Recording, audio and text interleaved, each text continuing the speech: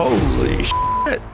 He said what? Breaking right now, Thomas Markle Jr., the sister of Meghan, the Duchess of Sussex, has lashed out at his sister and her husband Prince Harry in the most brutal interview he has ever given. Have you ever seen that video? No. Pull that video up, because it's one of my favorites. I think she's taking advantage of a very weakened man and getting him to say things that you just shouldn't be saying on television. August 4th, 40 years ago, Meghan was born, and she was born as a C-section, so she was put in my arm. I was the first person to hold her. Her little hand went around my fingers like that, and I fell in love with her, and I've been that way for 40 years. It's really a little bit disturbing, saying that, you know, she doesn't have a family, she doesn't have a father, and then Harry saying that she has no father now. That's just ridiculous. Meghan Markle is always attempting to, shall we say, build relationships with very, very, very rich men. Royal family, you should be so thankful this woman wanted to leave, because she's not going to bring any good to the branding of royal. She's going to downgrade it to a level of ghetto, and that's what it is. This is just bad. Okay.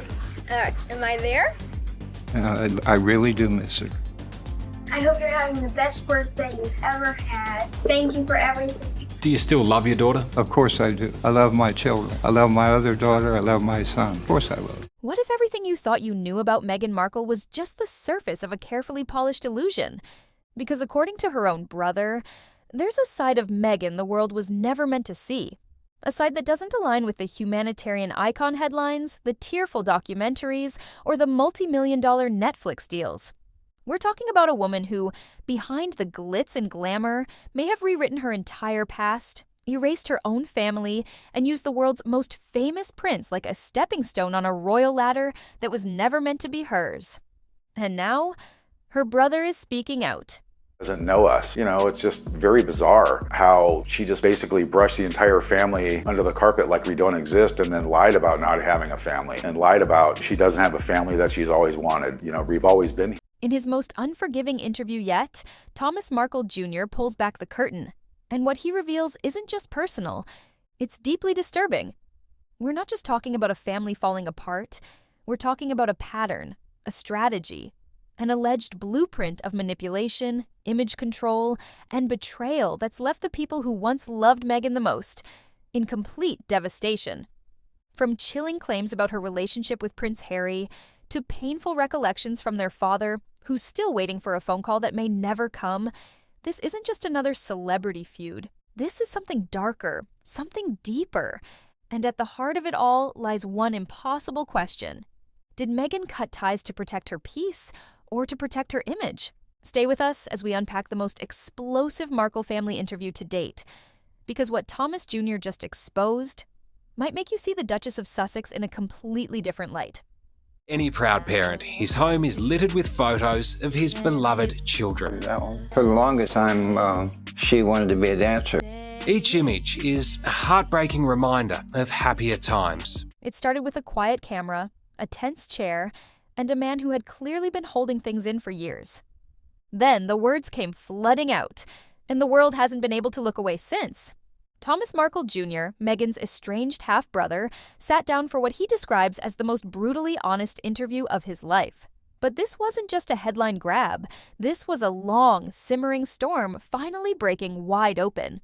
Within minutes, he accused Meghan of not just changing, but of destroying Prince Harry. "Do I think Meghan has ruined Harry?" he said. Yes, absolutely. Every interview, every photo op, every public event. Meghan is right there, controlling the narrative. Think your sister, Meghan Markle, has ruined Prince Harry? The answer is yes. I mean, every single interview, every single picture, every place they go, Meghan grabs him. Meghan controls him. Meghan tells him no. Meghan stands in front of him. She controls every single situation like she is the star. And she's turned Prince Harry into a man of non-substance, you know, for her own well-being. And it wasn't just about public image. He described a power dynamic that felt almost predatory. According to Thomas, Meghan manipulates every moment, positioning herself as the star while reducing Harry to a background role. He paints a picture of a prince no longer independent, no longer bold or outspoken, but walking through life like a shadow of the man he once was. It's not just heartbreaking, it's unsettling. Because this isn't coming from a stranger, a tabloid, or some anonymous royal source. This is coming from family. Someone who remembers a very different Meghan, before the castles, before the global spotlight, before the whirlwind romance that turned into a media empire. Believe Meghan is driving this whole caravan for him. He is so stressed out. You can see it in his face. Despair. He's confused. He thinks he's going to get in trouble if he doesn't say exactly what Meghan says. Very sad to watch. Thomas doesn't mince words. In his view, Meghan didn't just drift away from her roots. She severed them, then rewrote the story to make it seem like they never existed in the first place. I mean, it's incredibly hurtful. I also have always had sympathy with your father because I felt that he was thrown to the wolves. He tried to do the right thing, he came unstuck, and they just disowned. And here's where things take an even darker turn. He claims Meghan has crafted a fictional backstory that's completely erased her upbringing and her family. The loving father, forgotten. The siblings who grew up beside her, erased. The moments that defined who she really was, replaced with curated sound bites and brand-safe narratives. She said she had no father, Thomas repeated in disbelief. That's just cruel. He was there for her. I was there. We were all there. But to hear Meghan speak publicly, it's as if she appeared from nowhere, raised by struggle, forged by adversity, and lifted up by her own will alone. Actually, it was because of Meghan that it was taken away. Meghan could have had her there if she wanted to have her there. Instead, she wanted to have a bunch of celebrities she barely knew, from the Clooneys to the Beckhams to Elton John to James Gordon to Timbuktu. I mean, it looked like anyone she'd met on the party circuit in the previous 2 years got the invite. To Thomas Jr., that's not just unfair, it's deliberate. He believes this erasure of the Markle family wasn't an accident or an emotional response. It was calculated. A strategic choice designed to control her public identity, avoid accountability, and lean fully into the role of royal outsider and misunderstood underdog. Knew Meghan for a bit before she met Harry, did exactly the same to me, you know. She did that to many people that she knew, that she'd either worked with or was friends with or whatever. It just seems to me she's what I would call a ruthless social climber, who just when people are no longer appropriate parts of her circle, they have to be expunged quickly so she can move on up the ladder. Absolutely. And according to him, Harry has become her most powerful prop in that storyline. He looks terrified, Thomas said at one point. Watch his interviews. Watch how he looks at her before he speaks. It's like he's waiting for approval. These aren't the kinds of statements you hear from a distant relative trying to stay relevant. These are the confessions of a man who feels betrayed, discarded, and completely silenced. But here's what makes it all even more unnerving. Thinks the biggest mistake that Harry and Meghan have made? Leaving the royals, because that was what she married into. That was explained to her. The people of England loved her and loved Harry, and I mean, they were the stars. Everybody loved them in England. Thomas claims Meghan's public persona, graceful, poised, and philanthropic, is a mask. A well-crafted role that hides what he says is a much colder, more calculated side. A side he alleges is willing to cut off anyone who doesn't fit the new narrative, even if that person once held her as a baby and called her family. This interview set the internet ablaze, but it also raised a haunting question. If Meghan Markle could so easily erase the people who built her up, what else is she capable of rewriting?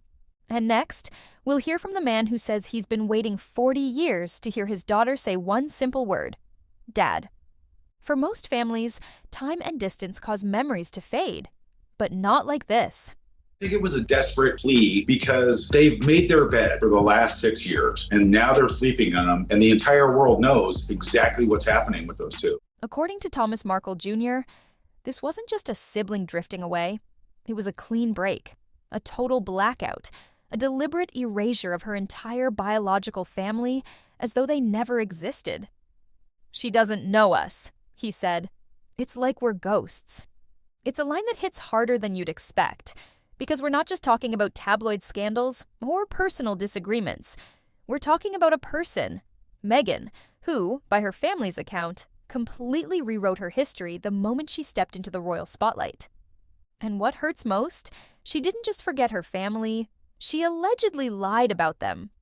In interviews, Meghan has often spoken of feeling alone, of never having the support or security that others did.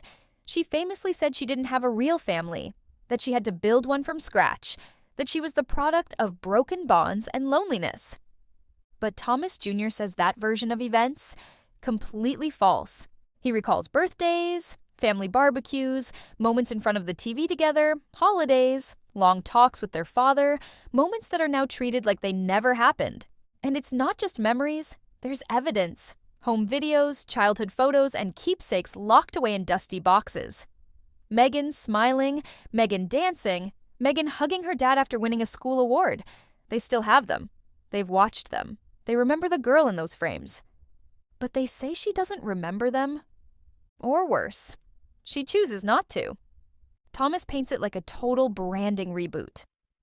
When she entered the royal orbit, he claims, she left everything else behind. Not just her past, but the people in it. That includes him, her brother.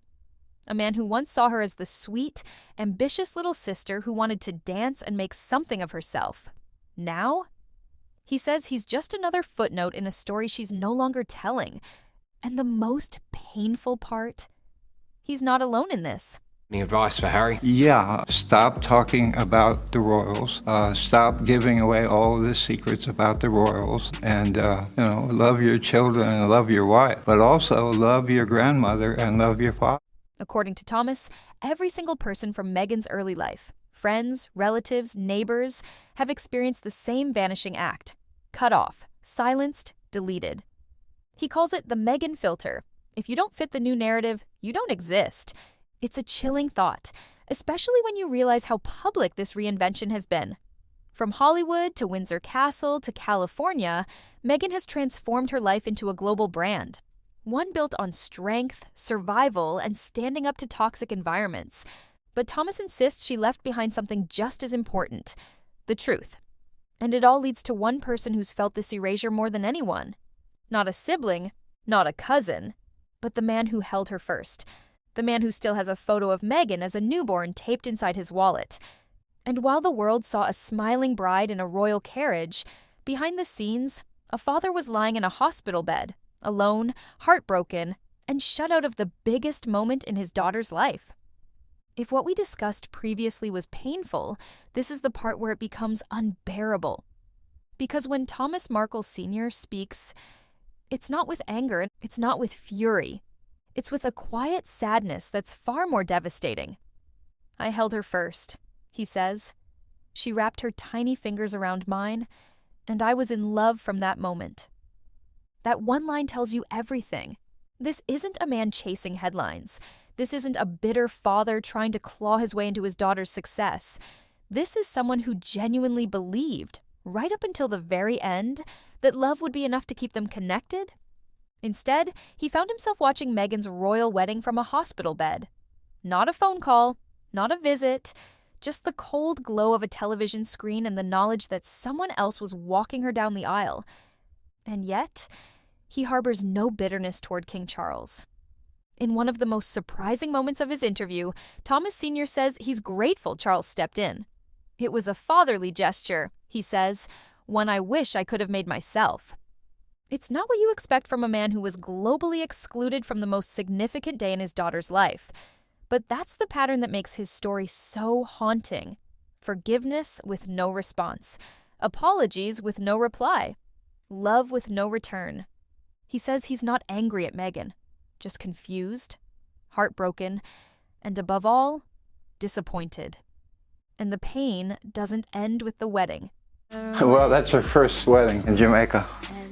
That's one of my favorite pictures. I'd like to have that experience with my granddaughter. If you could get just one message across to your daughter now, what would it be? As always, I do love you, and I wish we could sit down and talk about it. I'm not an ogre.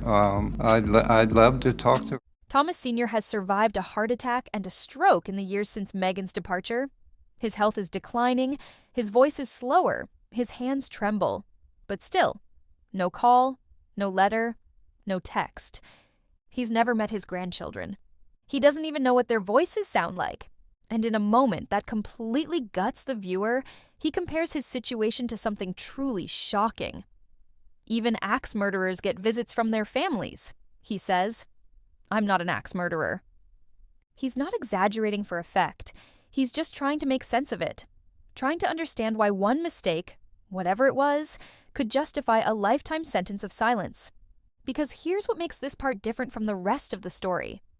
Thomas Sr. isn't making accusations. He's not calling Meghan names. He's not trying to destroy her public image. He's just asking for a chance.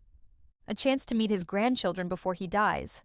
A chance to hear his daughter say, "Hi, Dad." A chance to sit across from her at a table, even if it's just once. This isn't tabloid drama. It's real human pain, raw, vulnerable, and haunting. And when you realize he lives just a few hours up the road from Meghan's California mansion, it somehow feels even worse. That physical closeness, paired with total emotional distance, makes the whole thing almost cinematic in its sadness. He doesn't want revenge. He doesn't want money. He doesn't even want an apology. He just wants his daughter back. But while Thomas Sr. speaks in sorrow, Thomas Jr. speaks in fire. Because he says this pattern of abandonment didn't start with the royals, and it definitely didn't end there. If you ask Thomas Jr., none of this happened by accident. Not the silence, not the erasure, not even the royal split. He says it's all part of what he calls the Meghan playbook, a methodical system of rising through the ranks, reinventing the narrative, and cutting off anyone who no longer fits. And according to him, Meghan's not just building a life, she's building a brand. From family to fame, from sitcom sets to palace gates, Thomas claims Meghan has operated with one goal in mind: elevation. Climb higher, get closer to power. And if anyone stands in the way, even her own blood, they get removed. Quickly. She's a ruthless social climber, he says. That's what people don't see. Now, like I said, Meghan did it to me, and now Harry's doing it to his father. That's a cold thing to do, and it's even more cold to do it to the Queen, who's in her 90s. None of this makes sense. But Thomas isn't the only one saying this. Even former colleagues and distant friends have quietly echoed the sentiment, describing sudden cutoffs, ghosted messages, and relationships that ended without warning once Meghan entered a new phase of her career. The most damning claim: Thomas believes Meghan has an obsession, not with fame, but with legacy. And at the center of that legacy, Princess Diana. He says Meghan has long tried to model herself after Diana, not just in style, but in public positioning. The misunderstood outsider, the woman wronged by the system, the one who broke the mold. But where Diana became beloved through vulnerability and quiet strength, Thomas says Meghan has weaponized that narrative, using victimhood as a marketing tool and conflict as a spotlight. He points to the media storms, the tell-all interviews, and the sudden bombshells that always seem to land right when headlines start to quiet down. She manufactures the crisis, he says, then turns around and plays the victim. It's a cycle, one that allegedly helps Meghan maintain the role of center stage, no matter the cost. And the more backlash she receives, the more she's able to frame herself as someone under siege. But Thomas insists the real victims aren't Meghan and Harry. It's the people she leaves behind. Because once you're no longer useful, you're no longer there. It happened to friends. It happened to siblings. It happened to her own father. And he claims it's already happening to Prince Harry. Because if Thomas Jr. is right, then Meghan's most strategic move wasn't leaving her family behind. It was transforming a prince into a pawn. This is where the story shifts from painful to deeply unsettling. Because according to Thomas Jr., the man we know as Prince Harry is gone. Not physically, not literally, but emotionally. The bold, independent royal who once made headlines for challenging palace traditions and blazing his own path is now, in Thomas's words, a shell of his former self. Look at his face, Thomas says. You don't need insider knowledge to see it. Just look. And what he describes is chilling. A man who seems lost, confused, controlled. Someone who waits for cues before he speaks. Someone who glances sideways, searching for approval. Someone who's no longer the main character in his own life story. Thomas claims Harry is no longer leading, he's following, and Meghan is holding the script. She stands in front of him, she talks for him, she corrects him, she positions him, he says. This isn't a marriage, it's a performance. You made any attempt to contact your father since he had his stroke? None whatsoever. And, I totally agree with you on the fact that none of us were ever coached or given any help with the paparazzi or press since the very beginning, which has caused a lot of problems. Nobody reached out. I actually reached out. It's a strong accusation, but when you watch their public appearances through that lens, it's hard not to notice the shift. Harry once commanded rooms with spontaneity and charm. Now, he speaks with calculated restraint, often quieter, often eclipsed by Meghan's more polished delivery. Just can't give her anything else anymore. He served his purpose. His purpose is over, and they're no longer aligned in purpose. So for her, it's time to move on. She's already gotten the benefit of her bargain with Harry because she got the title. That's what she wanted. She wanted to be world famous. She wanted the title. You remember when Harry was single, he was the elephant. He was the one, the most eligible bachelor on earth. You could be a royal. You could become world famous overnight. You could live in a castle. You could have access to the crown jewels. You would be a princess. My God. Yes, he could have had his pick. To Thomas, it's no coincidence. He believes Meghan has choreographed their dynamic from the start, that Harry, who was already dealing with trauma, grief, and identity struggles within the royal family, became easy to influence. She found him at his lowest, Thomas says, and she built him into what she needed. That need being more than just a partner, a platform, royal status, global recognition, the chance to rewrite her story not just as an actress, but as a modern-day duchess with her own empire. And once that goal was met, Thomas believes Harry became just another asset, a supporting role in Meghan's grand narrative. It's a brutal claim, but Thomas doesn't back down. He says Meghan's influence has chipped away at Harry's confidence, his independence, and even his connection to the people he once called family. Gone are the close ties with William. Gone is the warmth with his father, King Charles. Gone is the loyalty to the institution he once represented.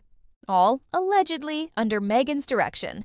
But Thomas says this isn't just sad, it's dangerous. Because if Harry is now fully embedded in a narrative he no longer controls, then the next chapter might not be his to write. How can she sit there saying, I so love my family, my family love me, and ruthlessly cut you, Tom Sr. and Samantha out of her life? That Meghan Markle really did expect Harry to be a billionaire when she met him. She was incredibly disappointed to find out he's only worth a couple million, and she's gonna have to actually work and hawk these jams and jellies and dog biscuits to have the lifestyle that she wants. And here's where things get even more intense. Thomas Jr. says Meghan's connection to Harry isn't about love anymore. If it ever was. He believes her loyalty is tied to his title, his visibility, his link to the crown. And when that no longer serves her, she'll move on, he claims, just like she always does. But if Meghan has truly changed Harry, what does that mean for the future of their family, their children, and their public legacy? Until now, the story has centered around estrangement, manipulation, and heartbreak. But this is where it crosses into truly dangerous territory, because what Thomas Markle Jr. says next doesn't just question Meghan's motives. It questions the foundation of her entire public image, including the life she's built with Prince Harry. And it all starts with the children. That moment when Prince Harry, who's never met your father, says that Meghan has no father. What did you think of that? I think it's horrible. The documentary is so far off on so many different levels. According to Thomas, Meghan and Harry's carefully curated image as a family, complete with photo shoots, controlled interviews, and Netflix documentaries, isn't just about showing the world their truth. He believes it's about masking it. And in a move that has divided even the most loyal royal watchers, Thomas Jr. suggests something few have dared to say out loud, that the children are no longer just part of the story. They're allegedly being used as props in it. He stops short of making specific claims, but his implication is chilling. Meghan, he says, has weaponized every aspect of her private life for strategic gain. Family, kids, marriage. He believes every moment shared with the public is part of a broader campaign to control the narrative and bury the past. And the royal wedding? Thomas says that was the first and clearest sign. What should have been a once-in-a-lifetime celebration of love and unity became, for the Markle family, a glaring symbol of exclusion. No calls, no invites, no olive branches. Say I'm hoping it doesn't go on forever.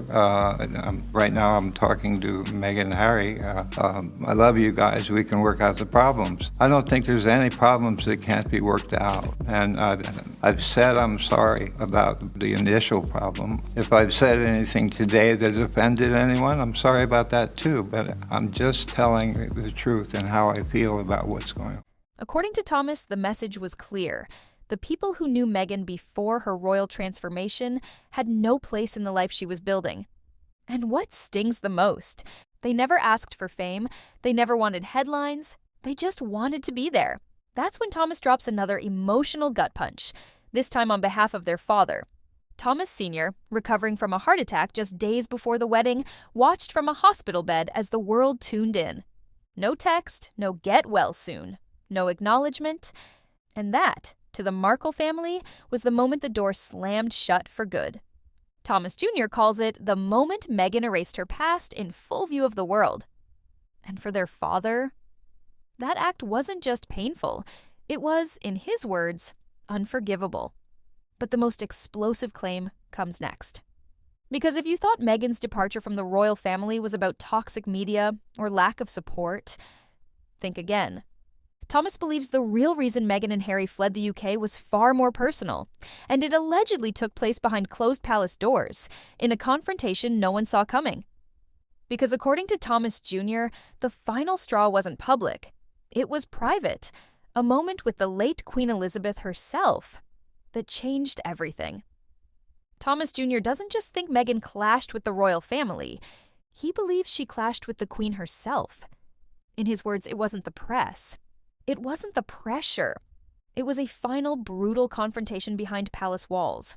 One so sharp, so irreversible, that it sealed Meghan's decision to leave the UK forever. Now, to be clear, Thomas wasn't in the room. But based on what he claims to have heard from those close to Meghan, and based on how suddenly things spiraled, he believes this private showdown was the tipping point.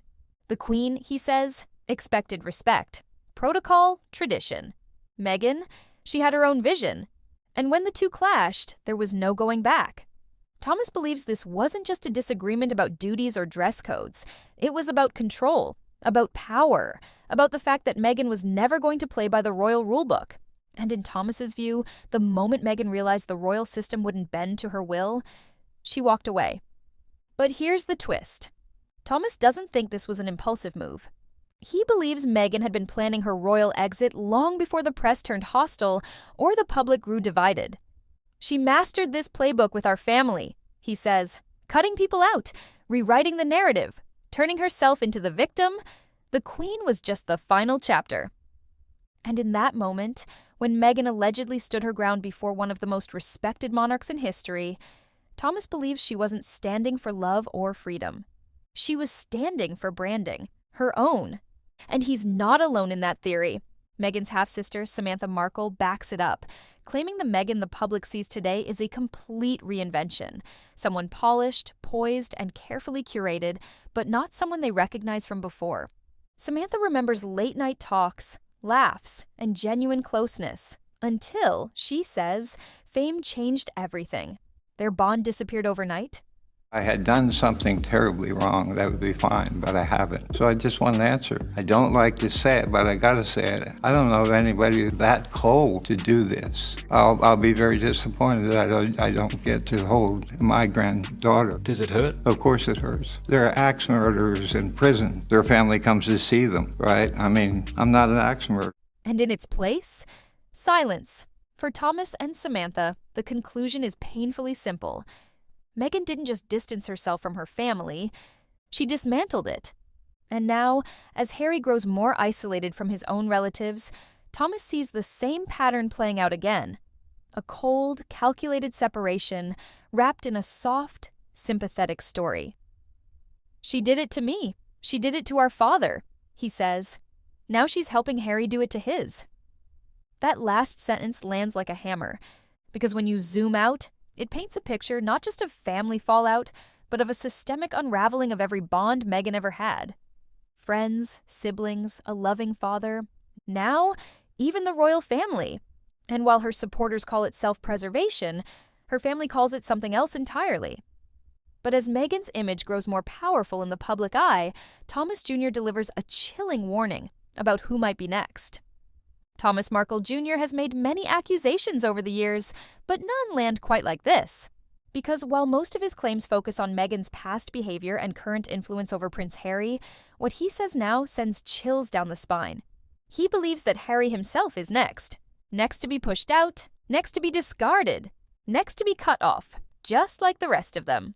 Made one dumb mistake, and I'm never being forgiven for it. And this show that they're on, they talk about compassion. There's no compassion for me. There's no compassion for my family. And there's no compassion for the royal. According to Thomas, Meghan's attachment to Harry isn't rooted in love. It's rooted in legacy, his status, his title, his ability to open doors no other man on earth could. She got what she wanted, Thomas says flatly. The global spotlight, the royal title, the worldwide name recognition. And now, he believes Harry no longer offers what Meghan needs. She expected a billionaire, he alleges. Instead, she got a man who's only worth a few million, and now has to hustle to maintain their lifestyle with jam jars, dog treats, and book deals. He paints a picture of disappointment, of a woman allegedly realizing the fairy tale came with more work than expected, and of a man who's given up everything. His family, his home, his royal identity, for someone who may soon no longer need him. It's brutal. But Thomas doesn't flinch. In his words, Meghan's strategy was always about the long game, global influence, cultural dominance, a new Diana. And when Harry's status stops serving that narrative, she'll move on, he warns, just like she did with all of us. Even more disturbing, he raises the idea that Meghan's future moves may be just as calculated as her past ones. He believes any future reconciliation with their father, or even public gestures of family forgiveness, won't be born out of remorse. They'll be for PR. And his father, Thomas Markle Sr., seems to agree. If she ever reaches out, he says, it won't be because she misses us. It'll be because it helps her look better. The pain in that statement is impossible to ignore, especially when you consider that the man saying it lives just a few hours away and has never once received a visit. But he's not bitter, not angry, just devastated. Because the one thing Meghan's family keeps repeating over and over again isn't some scathing quote or tabloid soundbite. It's a simple question. Why? Why the silence? Why the distance? Why the erasure? They say they're not perfect, but they never imagined being shut out completely, especially by the person they once watched dance around the living room, the girl who used to call her dad Daddy, the little sister who dreamed of being a star. To them, that girl is gone, and what's left behind is a stranger. So the question we're left with isn't just whether Meghan changed, it's whether the cost of that change was too high to ever come back from. So now we're left with a story that feels too painful to be made up and too controversial to ignore. A daughter who cut ties with her family, a father who never stopped waiting by the phone, a brother who believes he's watching history repeat itself in real time, with Harry now taking the same fall, and a public image that some believe was crafted at the expense of everything real. But at the heart of this story isn't just scandal, it's silence, a family frozen in time, left behind, watching someone they once loved transform into someone they no longer recognize. And here's what makes it all so difficult to process. Even if Meghan had her reasons, even if the family dynamic was strained behind the scenes, even if she felt hurt, isolated, or misunderstood, is one mistake really enough to erase a lifetime of love? Can one bad choice, one moment of betrayal, outweigh years of memories, laughter, connection? Because if Thomas Sr. is telling the truth, all he ever wanted was a seat at the table. Not the royal table, just his daughter's. Have you tempted to just drive up to California, turn up on their doorstep and knock on the door? I'd never do that. That makes me a stalker. I'm not a stalker. She knows where I live. Harry's invited to come down anytime he wants by himself, or Meghan's invited to come down anytime she wants by herself or with Harry. I would love that. Father's Day is coming up. That really hurts when Father's Day comes. And now, as he faces declining health, time is running out. He's not asking for fame, or favors, or even forgiveness. He just wants to hold his granddaughter, to see her smile, to be more than a footnote in the life of the girl he once held in his arms. But here's the part that stings the most. Despite the heartbreak, despite the estrangement, despite everything, he still loves her. And maybe, in the end, that's what makes this story so devastating. Not the betrayal, not the silence, but the fact that the door is still open and no one's walking through it. Now, it's your turn. What do you think? Is Meghan simply protecting her peace? Or did she go too far, cutting off the very people who once stood by her? Is this a story of survival or strategy? Drop your thoughts in the comments. We read everyone. And if this deep dive made you see things differently, don't forget to like, subscribe, and hit that notification bell.